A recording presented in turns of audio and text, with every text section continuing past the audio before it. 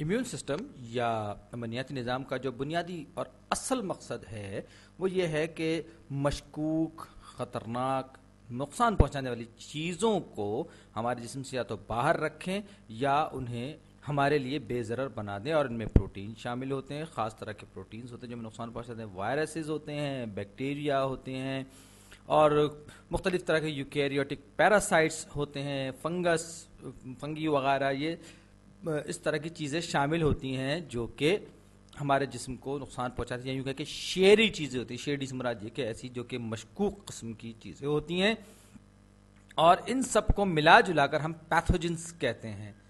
پیتھوجن سے مراد یہ وہ چیزیں ہوتی ہیں جو بیماری پیدا کرنے والی ہوتی ہیں.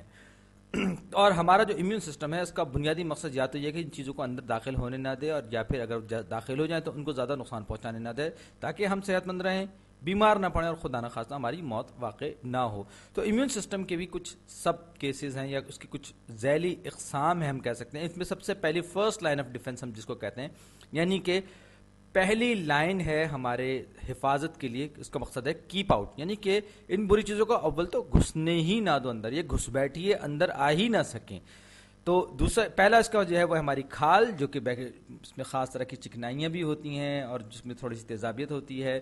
یہ ہمارے جسم سے خطرناک چیزوں کو باہر رکھتی ہے مٹی سمیت. دوسری ہماری میوکس میمبرین ہے، یعنی کہ یہ بھی بہت سے بیکٹیریا اور بہت سے جو اور نقصان پہنچانے والے جاندار ہیں اس کے انوائرمنٹ میں نہیں زندہ رہ سکتے. اور جو تیسری جو چیز ہے وہ ہے ہمارے پیٹ کے اندر. یہ تو چیزیں وہ ہیں جو ہمارے باہر محسوس کی جا سکتی ہیں، بتائی جا سکتی ہیں، لیکن یہ جو ہے ہمارے پیٹ کے اندر کا جو تیزابی انوائرمنٹ ہے، ایسیڈک انوائرمنٹ جو ہے، یہ بھی اصل میں اگر آپ غور سے دیکھیں تو پیٹ کے اندر کا جو حصہ ہے، معدے کے اندر کا جو حصہ ہے ڈائجسٹو ٹریکٹ کا، وہ اندر سے کھوکھلا ہے. تو ہم اس کو بھی آؤٹ سائڈ ہی شمار کریں گے، کیونکہ جب تک کوئی چیز معدے سے جذب ہو کے ہمارے جسم میں داخل نہیں ہوگی وہ جسم کا اندرونی حصہ نہیں بن پائے گی. تو اسٹمک ایسڈ یعنی ہمارے پیٹ کے اندر ایسڈ جو ہیں وہ بھی ان پیتھوجنس کو اندر داخل ہونے نہیں دیتے اور انہیں ڈی ایکٹیویٹ کر دیتے ہیں، یا یوں کہیں کہ ان کو یا تو باہر ہی رکھتے ہیں یا باہر سے باہر ہی بھگا دیتے ہیں.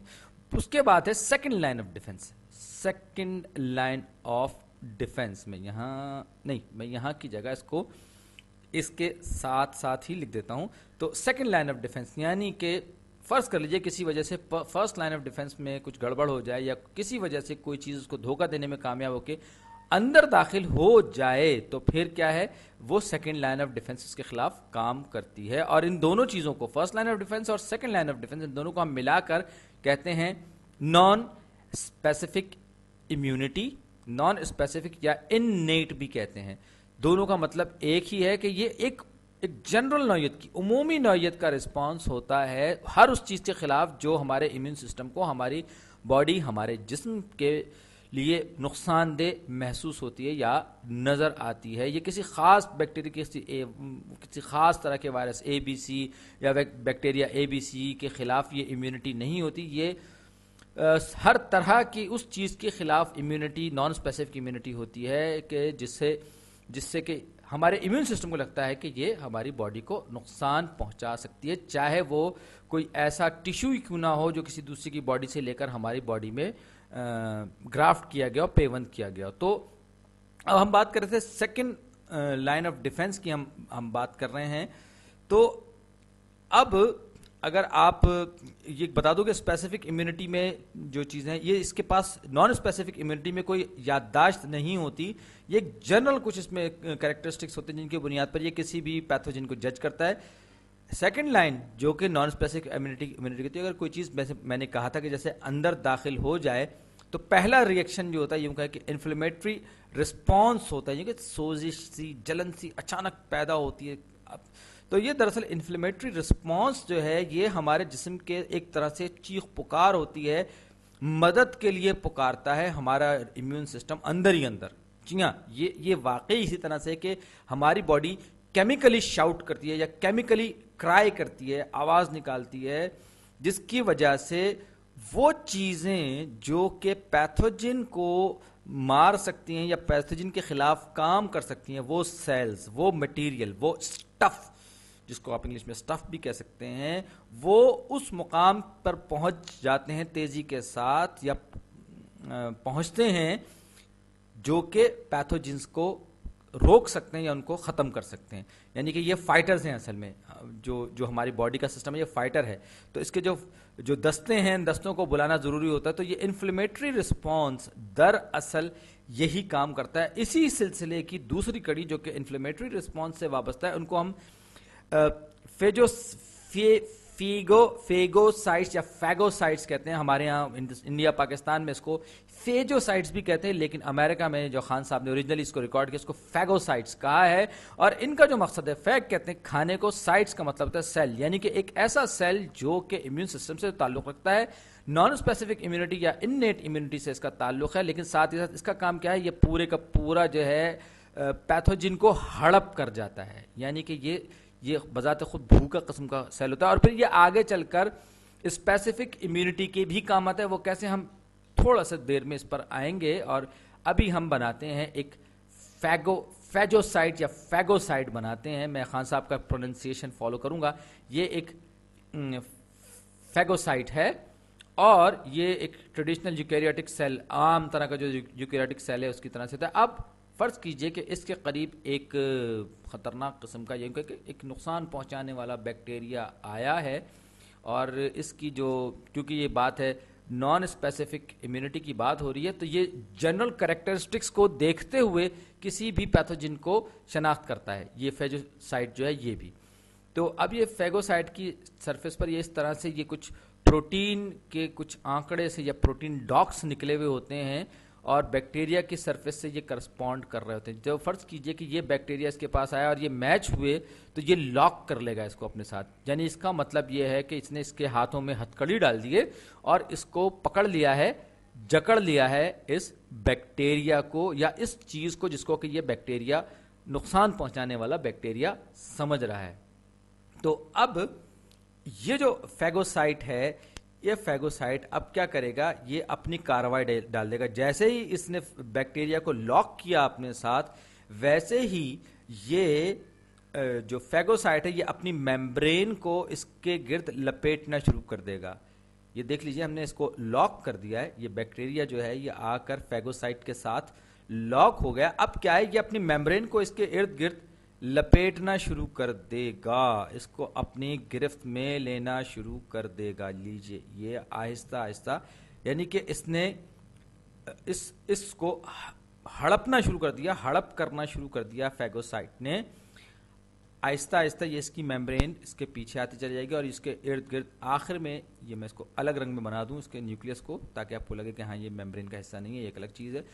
अगले मरहले में अब क्या हो रहा है, अब होगा ये कि ये जो बैक्टीरिया या जो भी पैथोजन अंदर इसने जकड़ा है, जिसे इसने, ये इस फैगोसाइट के अंदर पहुंच जाएगा। फैगोसाइट अपनी आप को इसके गिर्द लपेट लेगा और फिर एक वैक्यूल सा बंद हो जाएगा जिसके अंदर ये बंद होगा। यानी कि ये एक तरह का वेसिकल होगा या एक तरह का ऑर्गेनेल जैसा एक वैक्यूल होगा जिसके अंदर ये जो बैक्टीरिया या कोई सा भी पैथोजन है जिसको इसने हड़प किया था, वो इस मेम्ब्रेन के अंदर, इंटरनल मेम्ब्रेन जो कि जाहिर बात है इसकी आउटर मेम्ब्रेन का ही हिस्सा थी, उसके अंदर अब ये बंद होगा।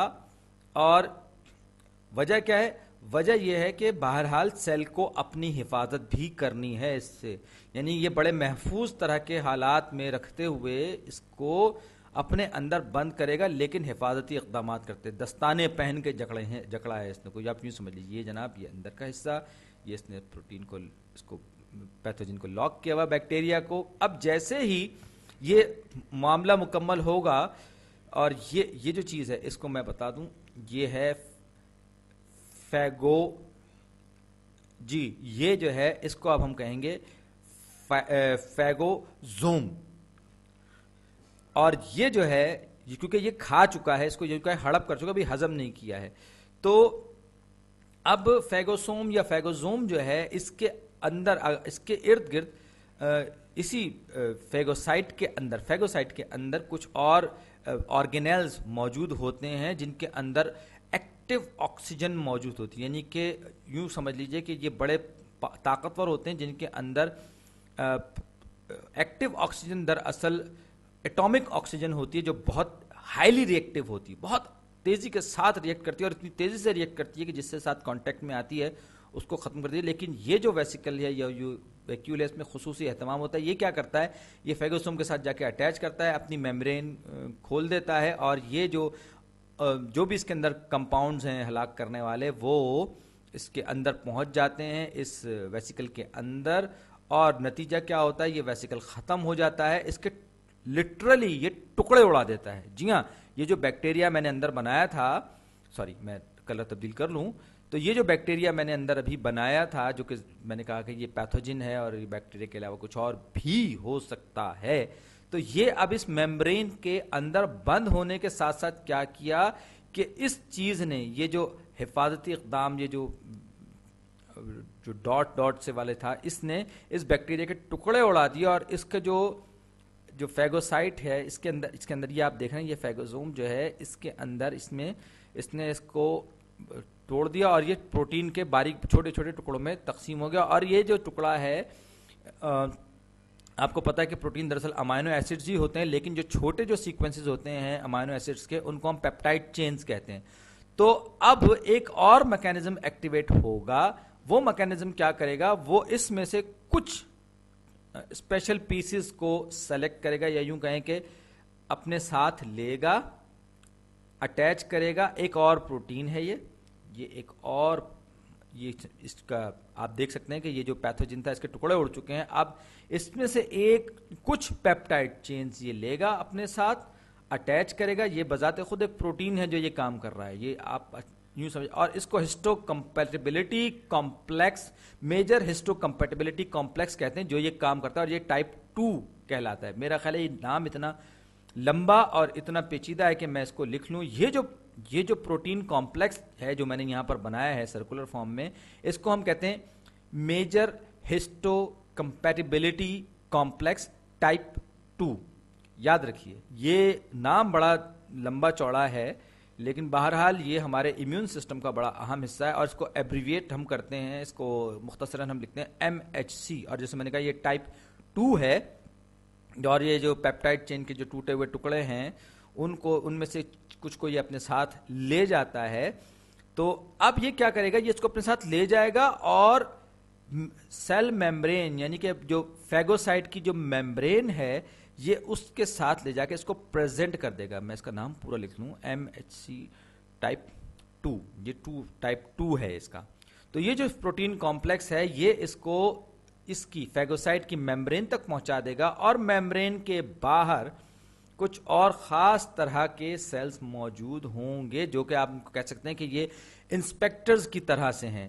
آپ نے مجرم کے ٹکڑے تو اڑا دیے, اس کو کاٹ کوٹ کے پھینک دیا, لیکن یہ جو سیل میمبرین کے ساتھ جو انسپیکٹر صاحب ہیں وہ یہ کہیں گے کہ بھائی یہ MHC2 جو ہیں یہ آئیں اور آ کے پیش کریں, پریزنٹ کریں میرے سامنے کہ یہ چیز کیا ہے. اچھا یاد رکھیں, ہم جو بھی کچھ بھی بات کر رہے ہیں یہ سارے کے سارے ہم نان اسپیسیفک امیونٹی کی بات کر رہے ہیں. ابھی تک ہم نے اسپیسیفک امیونٹی کا کوئی تذکرہ نہیں کیا. یہ کسی بھی ایسی چیز کے خلاف ریئیکشن ہوگا جس کو باڈی فورن یا ایلین یا اجنبی سمجھے گی, باڈی کا امیون سسٹم اس پر اٹیک کر دے گا.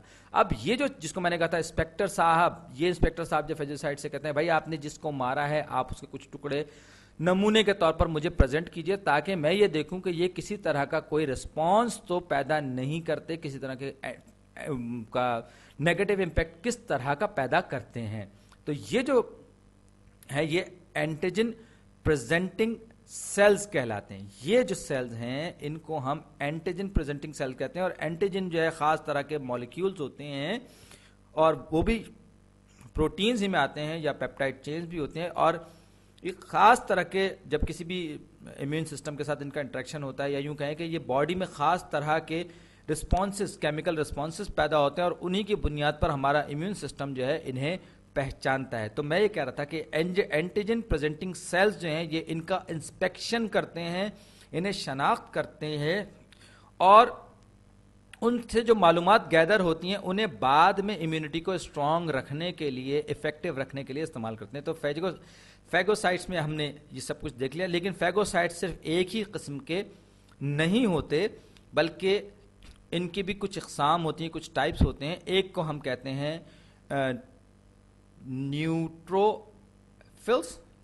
نیوٹروفائلز یا نیوٹروفلز کہتے ہیں ہم ان کو. یہ جو ہیں یہ انفیکشن میں بہت زیادہ ایکٹیولی، کسی بھی انفیکشن کو ختم کرنے میں بہت زیادہ ایکٹیولی حصہ لیتے ہیں، کیونکہ یہ بہت تیزی سے موو کرتے ہیں اور بہت زیادہ ہماری باڈی میں پائے جاتے ہیں. تو یہ جو ہے ہم اگلی ویڈیوز میں بھی دیکھیں گے کہ یہ کس طرح سے اپنے کیمیکلز یا مختلف ڈی این اے جو ہے ریلیز کرتے ہیں تاکہ کوئی بھی پیتھوجن جو ہے اس کا حملہ ناکام ہو جائے یا وہ ناکارہ بنا دیا جائے. یہ نیوٹروفلز کا کام ہوتا ہے. میکروفیجز جو ہیں دراصل بڑی جسامت والے فیجوسائٹس ہوتے ہیں.